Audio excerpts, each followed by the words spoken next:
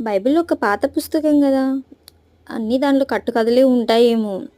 అయినా ఇప్పుడు అదెప్పుడో రాసింది గదా! ఇప్పుడు మనకవి అన్నీ వర్తిస్తాయా? అన్ని క్వెషన్స్ మీకున్నాయా? అన్నీ విడిచిపెట్టండి. బైబిల్ ఇప్పుడు, ఎప్పుడు ఒకేలాగా ఉంటుంది. ఒకేలాగా రాయబడింది. ఒకవేళ అది కట్టుకథే అయితే దాంట్లో అంత వివరంగా ఎప్పుడు, ఎక్కడ, ఎవరి జీవితంలో జరిగిందో అవన్నీ వివరంగా ఎవరు రాసేవారు కాదండి. అన్నీ మనకి మంచిగా ఎవరి జీవితంలో ఎక్కడ ఎలా జరిగిందో రాయబడింది. అంతే కాదండి పాస్ట్ గురించి, ఫ్యూచర్ గురించి, ప్రెజెంట్ గురించి కూడా బైబిల్‌లో రాయబడింది.